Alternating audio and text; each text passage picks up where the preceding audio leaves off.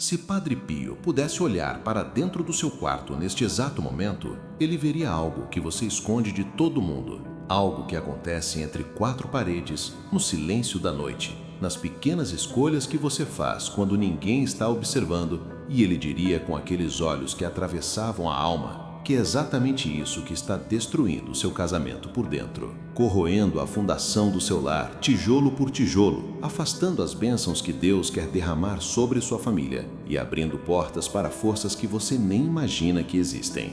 Pare agora. Sinta seu coração batendo. Pense no seu casamento. Pense nas discussões que se repetem sem motivo aparente. Pense no distanciamento que cresceu aos poucos, tão devagar que você mal percebeu quando começou. Pense naquela sensação de vazio que aparece às vezes, mesmo quando vocês estão no mesmo cômodo, mesmo quando estão deitados na mesma cama, aquela sensação de que algo se perdeu e você não sabe como recuperar. O que você vai descobrir nos próximos minutos pode ser a explicação que você procurou por anos. Padre Pio, o santo que carregava as feridas de Cristo no próprio corpo, que ouvia confissões por até 19 horas seguidas, que via os pecados das pessoas antes mesmo que elas abrissem a boca, revelou em conversas privadas com casais desesperados que existem exatamente 4 atitudes íntimas, coisas que acontecem na privacidade do relacionamento, que funcionam como veneno espiritual, matando lentamente o amor que Deus plantou entre marido e mulher. Essas revelações foram guardadas por décadas, passadas apenas entre padres e conselheiros matrimoniais católicos que trabalhavam diretamente com casais em crise, e só agora estão vindo a público porque os casamentos estão sendo destruídos em uma velocidade assustadora e o céu não pode mais ficar em silêncio. Mas eu preciso te avisar antes de continuar. O que você vai ler aqui pode doer, pode tocar em feridas que você preferia manter escondidas, pode revelar verdades sobre você mesmo que você não quer encarar. Mas se você tiver coragem de ler até o fim, e mais coragem ainda de agir, seu casamento pode ser completamente transformado. A história começa em San Giovanni Rotondo, naquele mosteiro de pedra no sul da Itália, onde Padre Pio viveu a maior parte de sua vida, onde milhares de pessoas faziam fila por dias apenas para se confessar com ele, onde milagres aconteciam com uma frequência que desafiava qualquer explicação racional. Imagine o confessionário escuro, o cheiro de madeira antiga misturado com incenso, a pequena grade que separava o penitente do santo e, do outro lado, aqueles olhos penetrantes que pareciam ver não apenas seus pecados, mas a raiz mais profunda deles, as feridas que os causaram, as consequências que se estendiam como ondas até pessoas que você nem conhecia. Padre Pio tinha um dom especial para casais. Ele via o matrimônio como algo sagrado de uma forma que poucos conseguem compreender. Não apenas uma união de 2 pessoas, mas uma representação viva do amor entre Cristo e a Igreja. Um sacramento que cria uma realidade espiritual poderosa. Uma aliança que o próprio Deus testemunha e abençoa. E exatamente por isso, ele via também como o inimigo ataca os casamentos com uma ferocidade especial. Como existem forças espirituais dedicadas exclusivamente a destruir essa união sagrada. Como pequenas atitudes aparentemente insignificantes podem abrir brechas enormes nas defesas espirituais de um casal. Os padres que conviveram com ele registraram centenas de casos de casais que o procuraram à beira do divórcio e saíram transformados, não porque ele fez algum milagre espetacular, mas porque ele identificou com precisão cirúrgica as atitudes íntimas que estavam envenenando a relação. Atitudes que os próprios cônjuges não reconheciam como problemáticas, atitudes que a sociedade moderna considera normais ou até saudáveis, mas que no mundo espiritual funcionam como ácido corrosivo derramado sobre os alicerces do matrimônio. Antes de revelar a primeira atitude, você precisa entender algo fundamental que Padre Pio ensinava sobre a natureza espiritual do casamento. Quando um homem e uma mulher se casam diante de Deus, eles não estão apenas assinando um contrato ou fazendo uma promessa bonita. Eles estão criando uma nova entidade espiritual, algo que não existia antes, uma união que transcende os 2 indivíduos e se torna algo maior. É por isso que Jesus disse que os 2 se tornam uma só carne. Não é apenas poesia, é uma realidade espiritual concreta. E essa união tem propriedades espirituais específicas. Ela funciona como um canal de graça quando está saudável, abençoando não apenas o casal, mas os filhos, a casa, o trabalho, tudo que está sob a cobertura daquele matrimônio. Mas quando está ferida, quando há rachaduras nessa união, ela funciona como um dreno, sugando energia espiritual da família inteira e abrindo portas para influências que não deveriam ter acesso. Padre Pio dizia que podia ver a condição espiritual de um casamento como quem olha para uma casa. Alguns casamentos eram como fortalezas luminosas, irradiando paz e proteção. Outros eram como casas em ruínas, com as paredes caindo, as janelas quebradas e coisas rastejando pelos buracos. E o mais perturbador é que muitos casais que pareciam perfeitamente normais por fora, que iam à missa juntos, que nunca discutiam em público, que postavam fotos sorridentes, tinham casamentos em ruínas no nível espiritual. A destruição estava acontecendo na intimidade, longe dos olhos do mundo, naqueles momentos privados que ninguém vê, mas que determinam tudo. A primeira atitude íntima, proibida, que Padre Pio identificava como destruidora de casamentos é algo tão comum que você provavelmente fez isso na última semana sem pensar duas vezes. É o silêncio punitivo, aquele silêncio carregado que você usa como arma quando está magoado, quando quer que seu cônjuge saiba que você está com raiva sem precisar dizer uma palavra. Quando você se fecha como uma ostra e deixa o outro do lado de fora tentando adivinhar o que fez de errado. Feche os olhos por um momento. Lembre da última vez que você fez isso. Lembre da sensação de poder que vem com o silêncio. Aquela satisfação amarga de ver o outro se contorcendo de ansiedade, tentando se aproximar, tentando consertar algo que nem sabe o que é. Padre Pio era implacável ao identificar essa atitude nas confissões. Ele dizia que o silêncio punitivo é uma forma de violência espiritual tão grave quanto qualquer agressão física, porque ataca exatamente aquilo que o casamento deveria ser: uma união de almas, uma comunhão íntima, dois corações que se tornaram um. Quando você se fecha no silêncio para punir seu cônjuge, você está quebrando essa comunhão deliberadamente. Você está dizendo com suas ações que a união pode ser desfeita quando você quiser, que você tem o poder de excluir o outro do seu mundo interior a qualquer momento. E isso cria rachaduras profundas na fundação espiritual do casamento.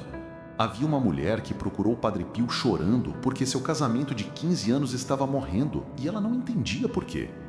O marido era bom, trabalhador, fiel, presente. Não havia traição, não havia violência, não havia vícios. Mas havia um vazio enorme entre eles, uma distância que crescia a cada ano, uma frieza que nenhum dos dois sabia explicar. Padre Pio a ouviu em silêncio por um longo tempo. Depois perguntou: "Quando vocês discordam de algo, o que você faz?" A mulher pensou e disse que evitava brigas, que preferia ficar quieta a criar conflito, que às vezes ficava dias sem falar direito com o marido quando ele fazia algo que a magoava, mas sempre acabava passando e a vida seguia. Padre Pio balançou a cabeça lentamente. "Você não está evitando brigas", ele disse. "Você está construindo muros. Cada vez que você se fecha no silêncio, você coloca mais um tijolo entre vocês. 15 anos de tijolos criaram uma parede tão alta que vocês mal conseguem se ver por cima dela." A mulher chorou ao perceber a verdade. Todos aqueles silêncios que ela achava que eram sabedoria, que eram autocontrole, que eram evitar conflito desnecessário, eram na verdade pequenas mortes para o casamento.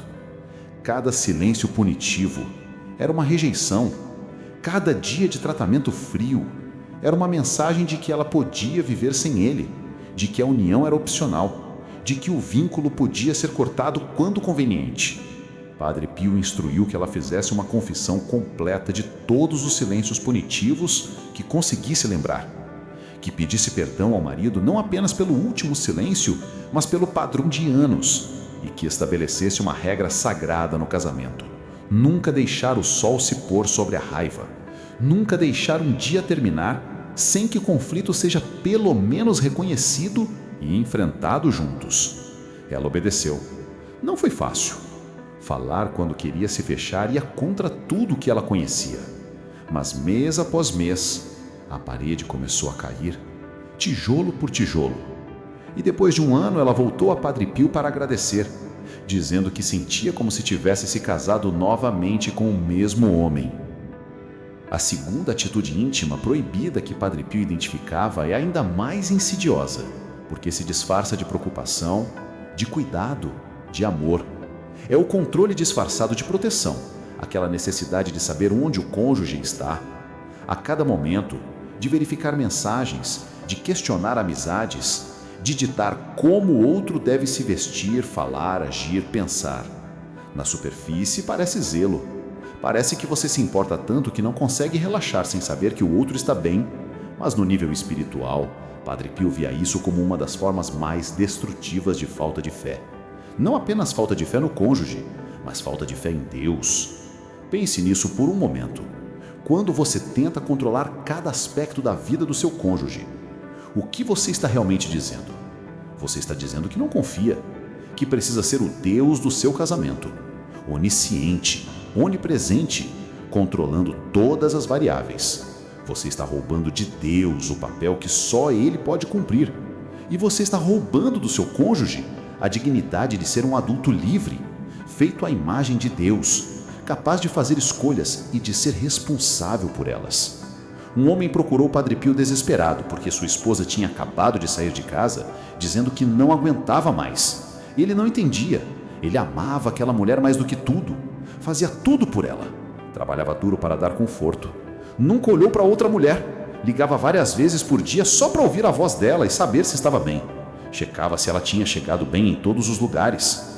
Opinava sobre as roupas que ela usava porque queria que ela estivesse sempre linda e protegida de olhares maliciosos.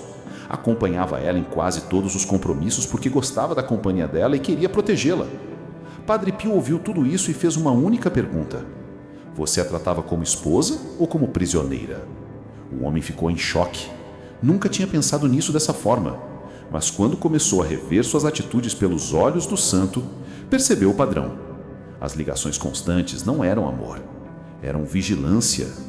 As opiniões sobre roupas não eram cuidado, eram controle. O acompanhamento em todos os lugares não era companhia, era monitoramento. Ele tinha construído uma gaiola dourada ao redor da esposa, uma gaiola feita de ciúme travestido de amor, de insegurança travestida de proteção, de medo travestido de cuidado. E ela, sufocada, tinha fugido assim que teve chance. Padre Pio explicou que o amor verdadeiro é libertador, não aprisionador. Que a confiança é a base de qualquer casamento saudável. Que tentar controlar o outro é uma forma de idolatria, porque coloca o próprio medo no lugar onde deveria estar a fé em Deus. Instruiu que o homem fizesse uma profunda reflexão sobre suas próprias feridas, sobre de onde vinha essa necessidade de controle, sobre quais medos estavam por trás de cada comportamento. E disse algo que ficou gravado na memória do homem para sempre: você não pode segurar ninguém com a mão fechada, só com a mão aberta. Quanto mais você aperta, mais escapa entre os dedos. O homem passou meses trabalhando em si mesmo, enfrentando seus medos, aprendendo a confiar. A esposa não voltou imediatamente, mas quando ele finalmente se transformou, quando ela viu que a gaiola tinha sido destruída, quando ela percebeu que podia ser ela mesma, sem medo de julgamento ou controle, ela voltou por escolha própria, e o casamento reconstruído sobre a base da liberdade se tornou mais forte do que jamais tinha sido. A terceira atitude íntima proibida que Padre Pio revelava é algo que acontece no momento mais vulnerável do casamento, no espaço mais sagrado da intimidade conjugal. É a recusa sexual como forma de punição ou manipulação, o uso do corpo como moeda de troca, a transformação do ato de amor em ferramenta de poder. Eu sei que este é um assunto delicado. Eu sei que muitas pessoas foram ensinadas a não falar sobre sexo em contextos religiosos. Mas Padre Pio era surpreendentemente direto sobre isso nas confissões, porque ele entendia que a intimidade física no casamento não é algo secundário ou vergonhoso, é parte central do sacramento, é a expressão corporal da união espiritual, é um dos canais mais poderosos de graça entre marido e mulher. quando você recusa intimidade ao seu cônjuge para puni-lo por algo que ele fez, quando você usa o sexo como recompensa por bom comportamento ou nega como castigo por mau comportamento, você está profanando algo sagrado. Você está transformando o que deveria ser expressão de amor em instrumento de controle. E você está abrindo feridas profundas no espírito do seu cônjuge que podem levar anos para cicatrizar. Uma mulher veio até Padre Pio em confissão, carregada de culpa porque seu marido tinha procurado outra mulher após anos de casamento. Ela se sentia traída, destruída, incapaz de perdoar. Mas quando Padre Pio começou a fazer perguntas sobre a história do casamento, sobre a intimidade entre eles, ela admitiu algo que nunca tinha contado a ninguém. Ela usava o sexo como controle. Quando o marido fazia algo que a desagradava, ela se fechava. Às vezes por dias, às vezes por semanas. Havia períodos de meses em que eles viviam como colegas de quarto, dormindo na mesma cama, mas separados por um abismo de silêncio e rejeição. Ela achava que estava no seu direito, que o corpo era dela e ela decidiu o que fazer com ele, que se ele queria intimidade deveria merecer através de bom comportamento. Padre Pio a ouviu com paciência, mas quando ela terminou disse palavras que a cortaram como faca. Você fechou a porta do quarto antes que outra mulher a abrisse. Você não causou o pecado dele, mas preparou o terreno. Vocês dois vão ter que prestar contas diante de Deus, mas as suas contas também estão pesadas. A mulher chorou, quis se defender, quis argumentar que a culpa era toda dele, mas no fundo ela sabia que o santo tinha visto a verdade. Anos de rejeição sexual tinham criado um deserto no coração do marido, um deserto onde ela não plantou nada, e depois se surpreendeu quando ele foi buscar água em outro lugar. Padre Pio explicou que no casamento, os corpos já não pertencem apenas a si mesmos. São Paulo escreveu isso claramente. O corpo da mulher pertence ao marido e o corpo do marido pertence à mulher. Isso não significa que vale tudo, não significa que não existe respeito, não significa que alguém pode exigir o que quiser a qualquer momento, mas significa que a intimidade não é opcional, não é moeda de troca, não é arma de manipulação. É dever sagrado e privilégio abençoado.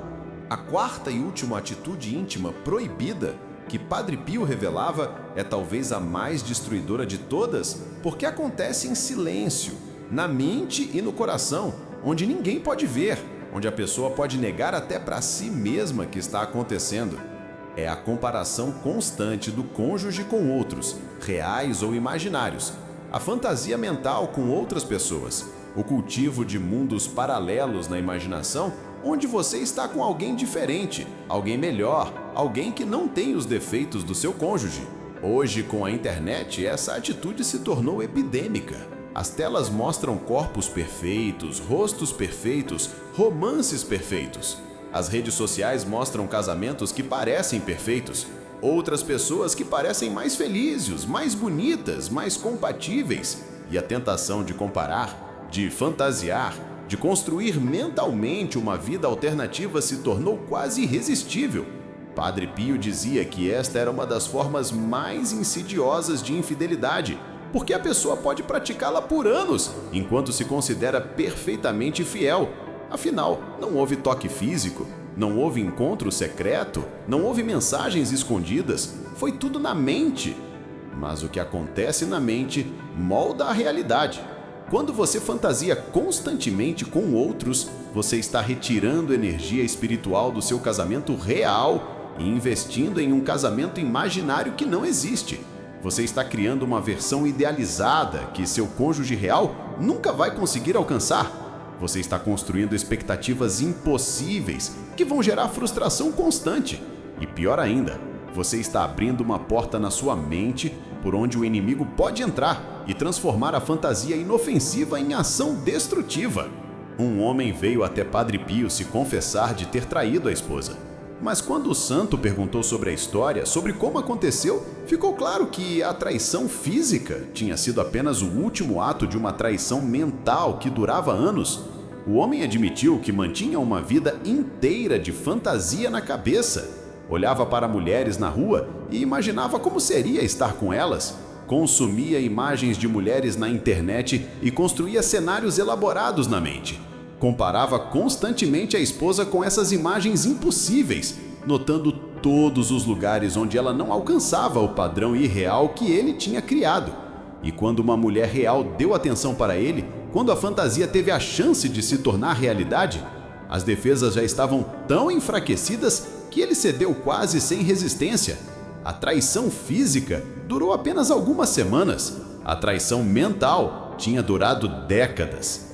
Padre Pio explicou que a mente é o campo de batalha onde os casamentos são ganhos ou perdidos, que a infidelidade física é quase sempre precedida por meses ou anos de infidelidade mental, que cada fantasia com outra pessoa é uma pequena traição, um tijolo retirado da parede de proteção do casamento, e que a única defesa é a vigilância constante, o compromisso deliberado de não permitir que a mente vagueie para territórios proibidos.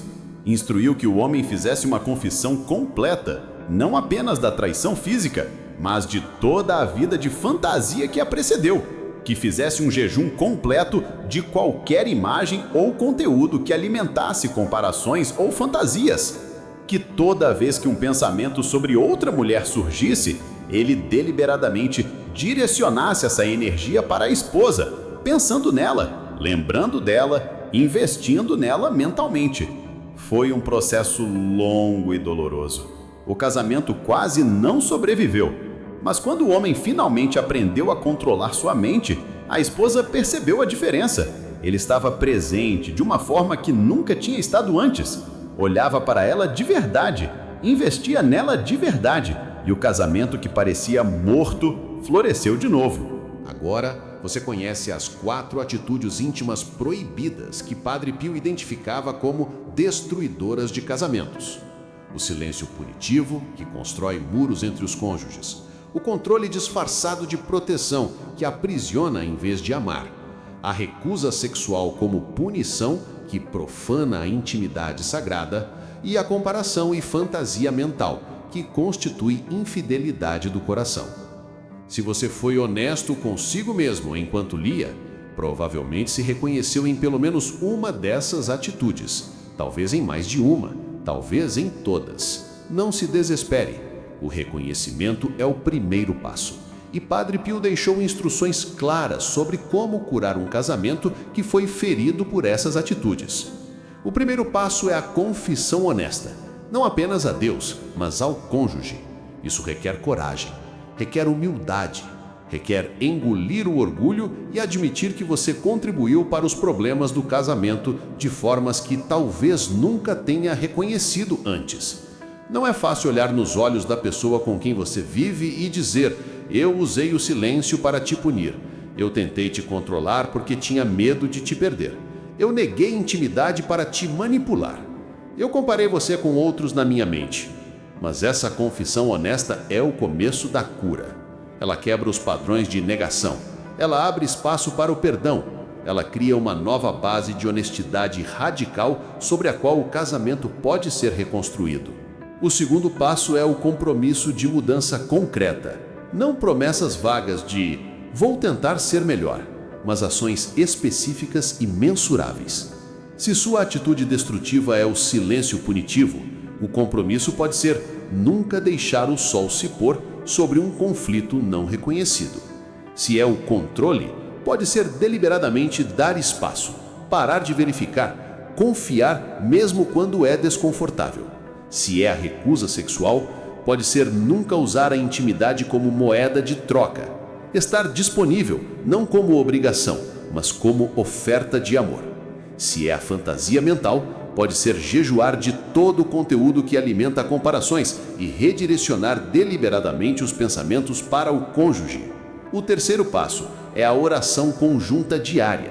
Padre Pio dizia que casais que rezam juntos raramente se separam. Não porque a oração seja mágica, mas porque ela cria um espaço de vulnerabilidade compartilhada. Um momento onde os dois estão juntos diante de algo maior, onde os egos se dissolvem e a união espiritual se fortalece.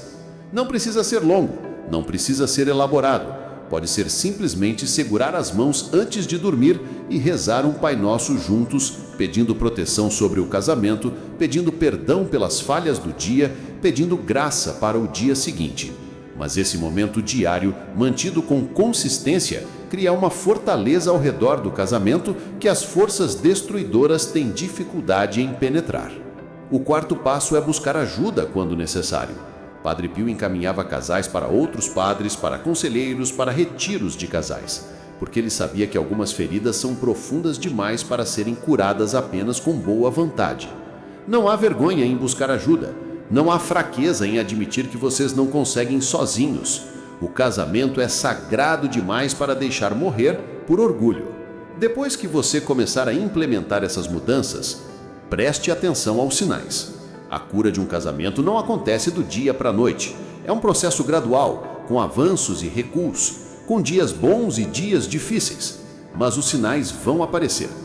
Talvez seja uma conversa mais profunda do que vocês tiveram em meses. Talvez seja um momento de intimidade que se sente diferente, mais conectado, mais presente. Talvez seja simplesmente perceber que você está pensando no seu cônjuge com mais carinho, vendo mais qualidades e menos defeitos. Talvez seja uma crise que normalmente explodiria em briga, mas que vocês conseguem atravessar juntos sem se machucar. Esses pequenos sinais são confirmações de que o caminho está certo, de que a cura está acontecendo, de que Deus está abençoando o esforço. Há 3 erros graves que você precisa evitar nesse processo de cura, e Padre Pio alertava especificamente sobre eles. O primeiro erro é esperar que o cônjuge mude primeiro. Quando ele parar de fazer isso, eu paro de fazer aquilo. Esse pensamento é uma armadilha. Alguém precisa dar o primeiro passo. Alguém precisa ser corajoso o suficiente para mudar sem garantia de reciprocidade. Seja você esse alguém.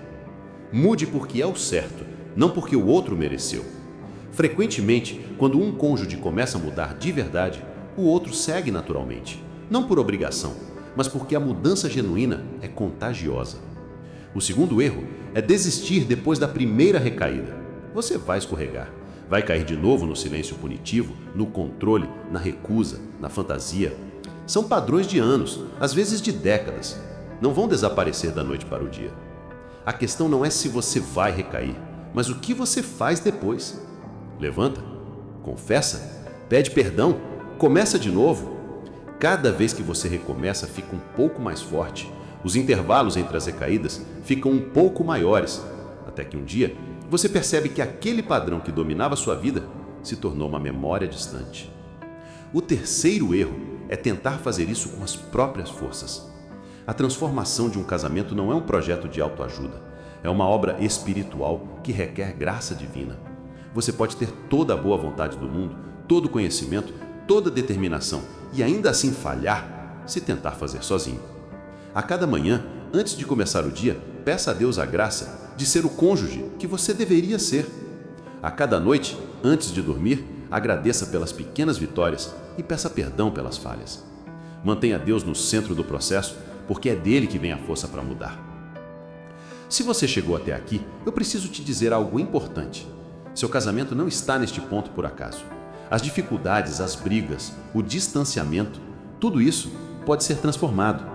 Padre Pio viu casamentos ressuscitarem das cinzas, casamentos que pareciam mortos há anos, casamentos onde os cônjuges mal se olhavam, casamentos cheios de mágoa acumulada e feridas antigas. Se Deus pôde curar aqueles casamentos, Ele pode curar o seu. Mas a cura requer participação, requer coragem de olhar para si mesmo com honestidade, requer humildade de admitir suas falhas, requer persistência para mudar padrões antigos, requer fé de que o esforço vale a pena. Se você se reconheceu em alguma dessas 4 atitudes, se sentiu o peso da verdade enquanto lia, se algo dentro de você se moveu de uma forma que não se movia há muito tempo, escreva nos comentários: meu casamento vai ser curado, como uma declaração de fé e um pedido de oração. Se você conhece alguém cujo casamento está sofrendo, alguém que precisa ouvir isso urgentemente, compartilhe com essa pessoa. Às vezes, uma mensagem na hora certa pode salvar uma família inteira. Se você quer que eu revele outros ensinamentos de Padre Pio sobre casamento e família, segredos que ainda não foram amplamente divulgados, me avise nos comentários e eu preparo a continuação. Alguns vão ler isso e não fazer nada. Vão achar interessante, talvez até concordar com tudo, mas vão fechar a página e voltar para os mesmos padrões, as mesmas atitudes, os mesmos problemas. E daqui a 1 ano, 5 anos, 10 anos, estarão no mesmo lugar, talvez em lugar pior, talvez já separados, se perguntando o que aconteceu. Outros vão ler e agir. Vão ter a conversa difícil com o cônjuge ainda hoje. Vão começar a oração conjunta ainda esta noite. Vão fazer o compromisso de mudança e mantê-lo mesmo quando for difícil. E esses vão experimentar a transformação que parecia impossível. Vão ver seu casamento renascer. Vão olhar para trás daqui a alguns anos e agradecer a Deus pelo momento em que essa mensagem cruzou seu caminho. O céu não abandona os casamentos. Deus não desiste de você. Padre Pio continua intercedendo por todos que buscam ajuda. A questão é apenas uma. Você vai aceitar a mão estendida? Você vai fazer sua parte? Você vai lutar pelo seu casamento com todas as forças, incluindo as forças espirituais que estão à sua disposição? A escolha é sua, mas a graça já foi oferecida. Agora que você sabe, não tem como voltar atrás. Esse conhecimento entrou no seu coração e vai trabalhar dentro de você, quer você queira, quer não. A única diferença é se você vai cooperar com ele ou resistir. Alguns textos você apenas lê, este você sente. E se você sentiu, é porque era para você. Guarde isso, haja sobre isso e que Deus abençoe abundantemente o seu casamento.